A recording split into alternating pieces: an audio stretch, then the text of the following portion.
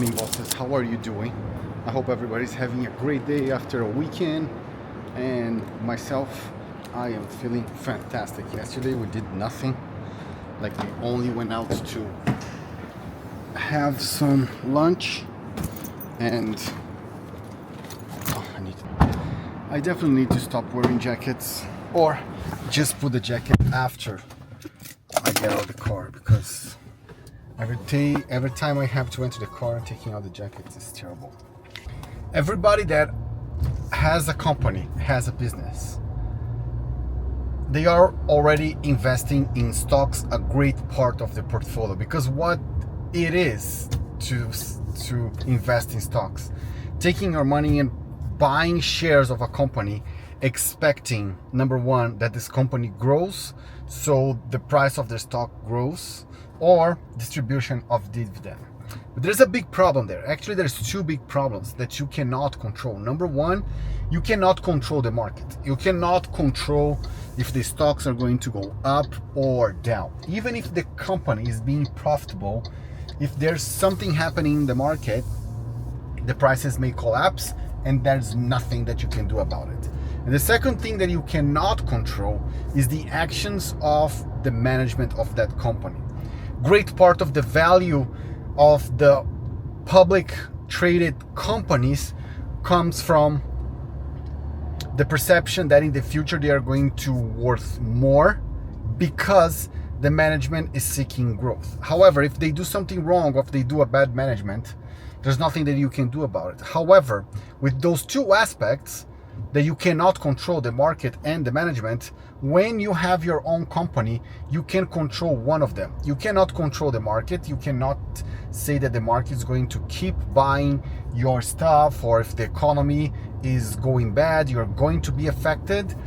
You have more control on the management side, because you as the owner can take actions to overcome or to reduce the effects of the market in your company.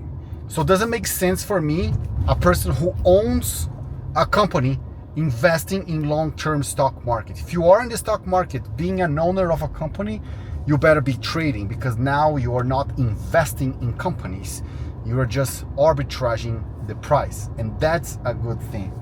But if you are an owner of a company, it doesn't make sense for you to take your liquid money, your company pays you a salary and pays you a dividend. From that dividend, instead of you putting in somewhere safe, you're going to put in someone else's hand. It might as well, it's better for you if you just reinvest in your company and make it grow more. But if you're not doing that, you should invest in something that is safe, that is going to be there when you need it, high liquidity, or that you don't need to worry about in the future. Real estate. Made a lot of money. Hey. Tell me your story. Sorry. Okay. So I had a client. So proving that 80% of your business is always referral in any industry. So you expand your network to your friends, to your people that you deal with on day-to-day basis, whether they are your teacher, your kids' teachers, or your nurse or doctors, or any sort of person that you meet in anywhere across the world is a source of a lead for you. Everybody talks about real estate. The entire market talks about real estate worldwide. Anybody who sits, they talk about Dubai real estate. So client of mine referred through a friend,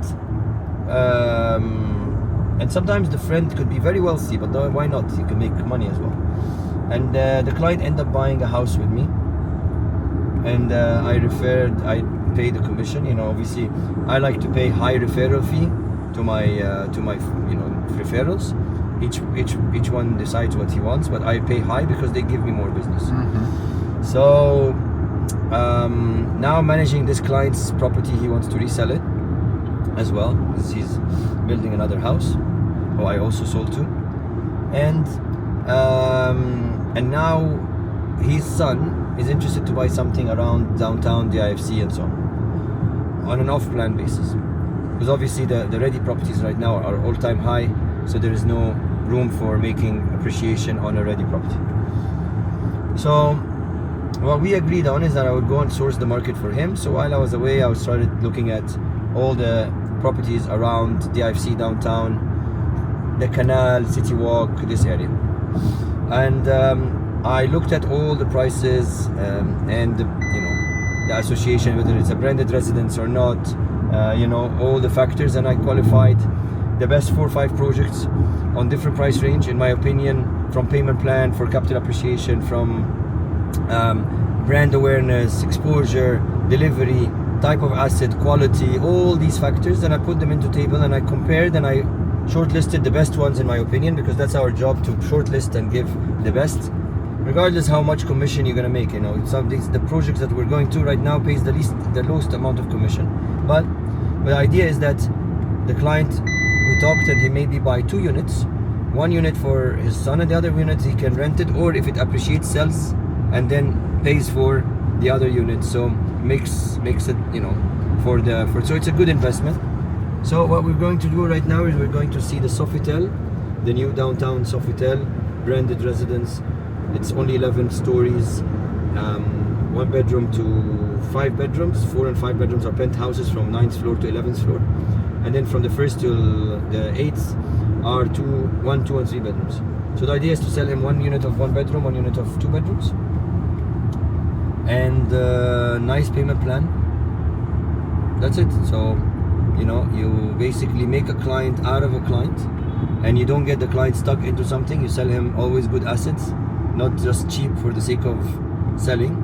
Good assets, good location, will appreciate and will have a faster turnover, and then you don't get stuck, just not getting stuck, your client stuck, but also you don't get stuck with your client because you want to turn around his money and so on.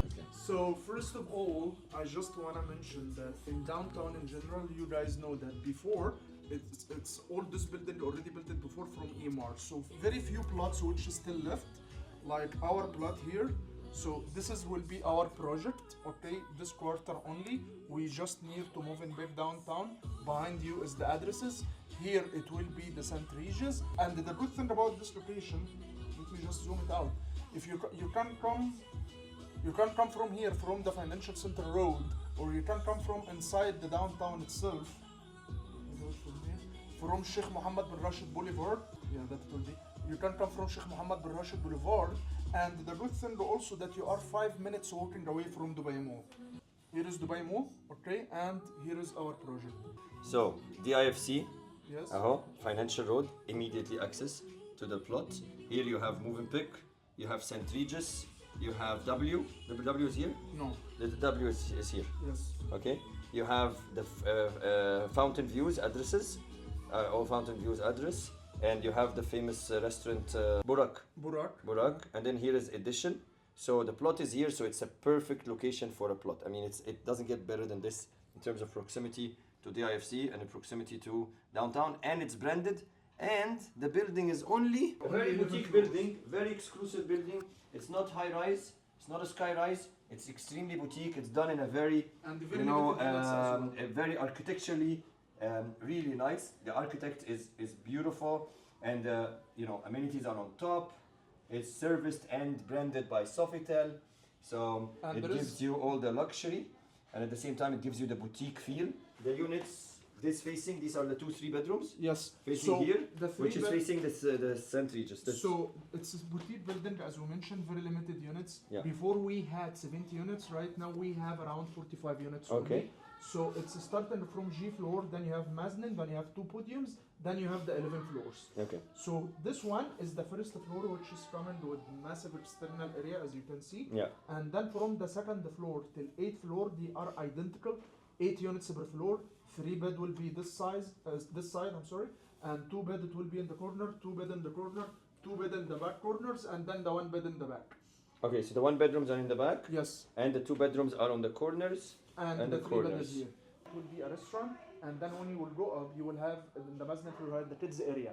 You have you have private cinema. Private cinema. VIP lounge. VIP lounge. And then when you will go up again, till here, till the roof, you will have a swimming pool, okay, Yeah. and you have one pool for the kids, and you have two gyms, one for the ladies, Two and gyms. one for the men. Okay. Okay. Plus you have the normal services which is free, also coming with the service charge like the valet, the concierge, the Valet, Wi-Fi, concierge, of course reception and all of that is all Yeah. free. Plus also you have the a la carte A la service. carte service as well. Like you have the dog walker, the assistant, So the third right basically on the boulevard to main road, Shara Al Asail Street. Okay, so we have right over here, this is Society House, very nice building as well, but cheaper style of building, Society House.